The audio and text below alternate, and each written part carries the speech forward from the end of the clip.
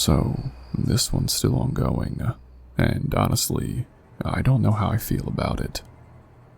I live in a quiet neighborhood, suburban, older homes, a lot of long-time residents. A few years ago, maybe 3 or 4, this new couple moved in behind us. I've never seen the wife, not once. I don't even know her name, don't even know if she really lives there. But the husband, I've seen him constantly. He's probably late 50s or early 60s, kind of heavy, maybe 30 pounds overweight, with thin, long white hair that always looks greasy to me. He wears the exact same outfit every single day. A red retro Chicago Bulls jacket and dress slacks. Even in the middle of summer, he walks this little brown mutt of a dog, maybe a terrier mix, and that dog has been on more walks than any dog in history. I'm not exaggerating when I say he's out there every morning when I leave for work, and every evening when I come home.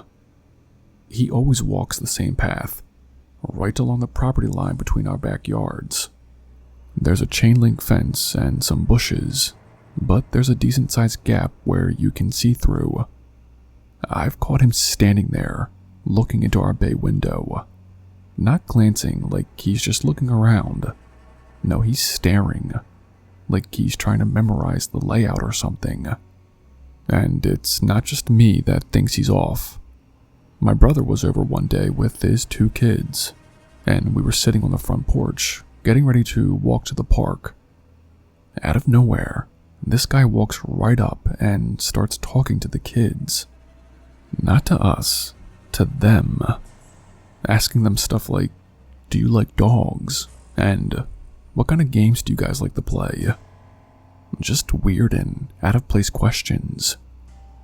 My brother and I both asked him what his dog's name was, 3 separate times. Each time, he dodged it. Just acted like we hadn't asked him, and kept on talking.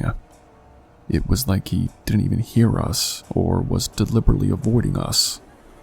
Eventually, I just said, "Alright, we're headed out," and we left. But the way he looked at the kids as we walked away made my skin crawl. It wasn't friendly. Then there's this thing with my mom. She tans in the backyard during the summer, usually lying out on a chair in a bikini. She's in her late 40s, in shape, looks young for her age.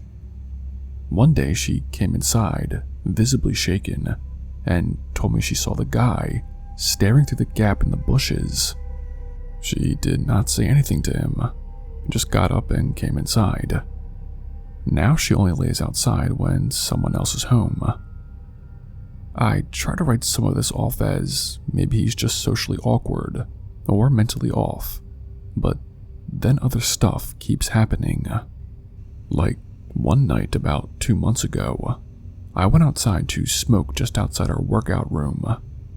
It's got a door that opens to the backyard, and I usually just step out, take a couple of hits, and go back inside. That night it was raining slightly, just a steady mist. Super quiet, almost no visibility. As I was taking a hit, I heard this slow, eerie whistling. Just a few notes, but I knew right away it wasn't coming from a speaker or anything like that. It was too close. It was human. It sent a chill right through me. I couldn't see anything, but I had this gut feeling someone was just standing right on the other side of the fence. I did not even finish smoking the cigarette. I went inside, locked the door behind me, and double-checked every other door in the house. Another time, a week or so after that, I was driving past his house on my way home. He was out walking the dog again, of course.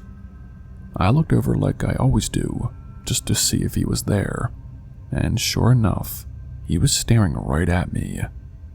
Not like a quick glance, but he was locked in.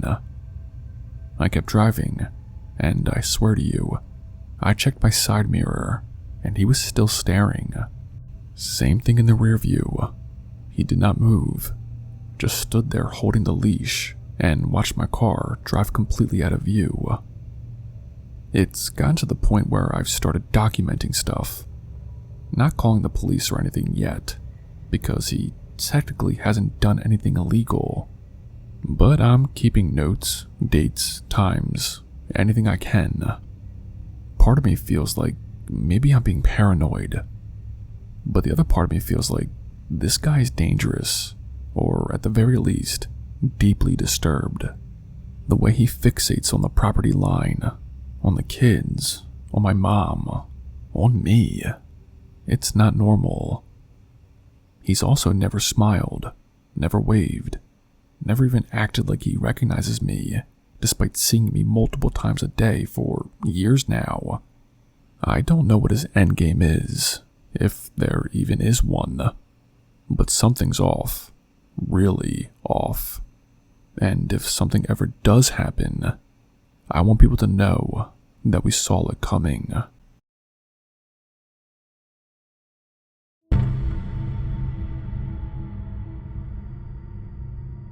I grew up in a quiet suburban neighborhood where everyone kind of knew each other. Not really close, but you'd wave to the neighbors, maybe chat about the weather or the school district. It was one of those places where nothing really ever happens, until this one guy moved in. He had a clean-cut look, mid-30s, nice build, always wore aviator sunglasses no matter the weather. The first thing anyone noticed was the car. It was the sleek, black sports car, the kind that didn't match the modest houses on our street. That was the first red flag. My mom joked that he was either in finance or something illegal. She wasn't far off. I only spoke with his wife once. I was around 10, and she was walking their dog with a toddler in a stroller. I went up to pet their dog, this gentle lab mix, and she was super sweet.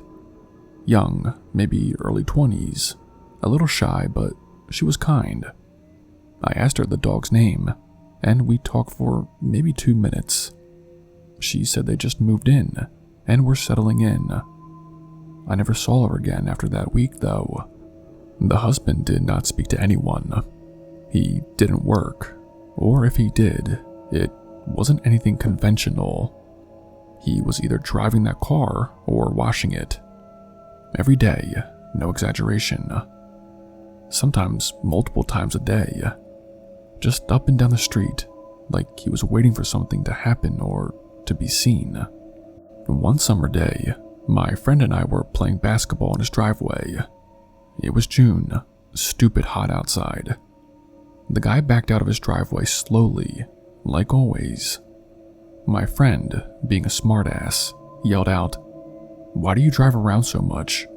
without thinking he'd actually get a response. The guy hit the brakes hard, rolled his window down, and said, "Because driving is the only thing to do in this piece of shit town." Then he flipped us off and took off down the street like we insulted his entire bloodline or something. A few months passed, and I noticed things had gotten quiet at that house. No more stroller, no dog walks, and the white Jeep, the one I'd seen the wife drive, was always parked in the garage, but never moved. Then, one afternoon, police showed up. 2 plainclothes detectives knocked on our door and asked for my mom.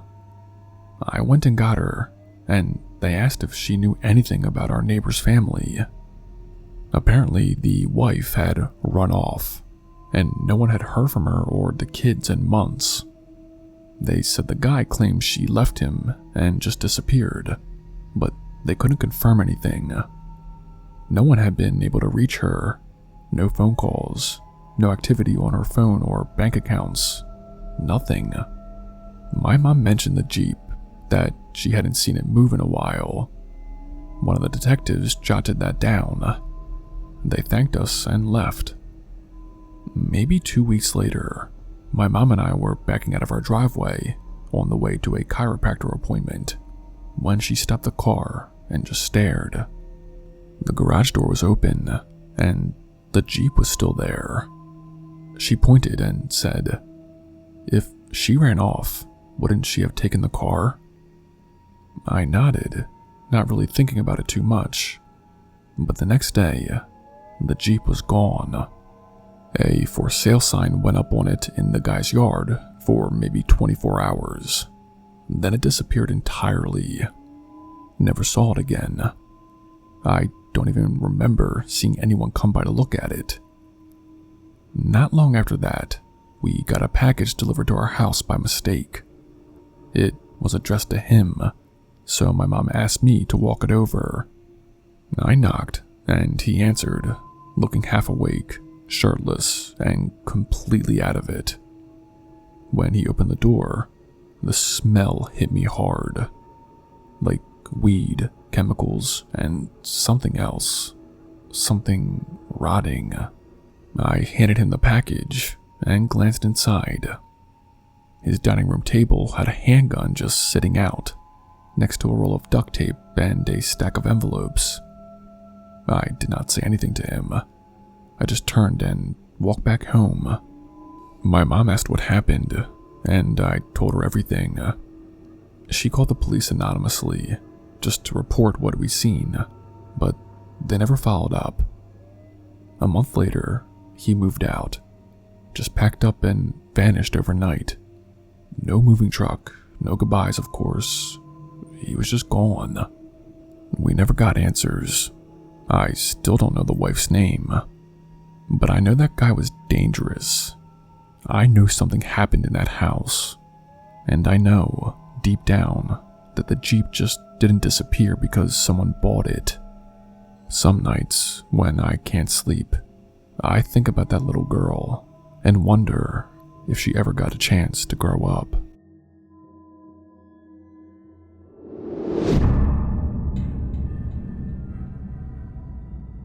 When I was around 15 or 16, we had a neighbor who gave me and my mom the worst kind of feeling. He lived a few houses down at first, but after his long-term partner passed away, he moved into her house, which happened to be the one directly behind ours. That's when things started to get weird. This guy was older, probably in his late 50s or early 60s, balding, long, scraggly beard, kind of looked like a discount Charles Manson. He always wore stained sweatpants and tank tops, no matter the weather. Never once saw him with anyone. No friends, no family visits. Just him, always lurking around. At first, he'd knock on our door to tell my parents what they were doing wrong with the landscaping. He did not even try to be polite about it either. He would say stuff like, "You know those bushes aren't going to last in the soil," or "That tree's going to fall on your house in 5 years, max."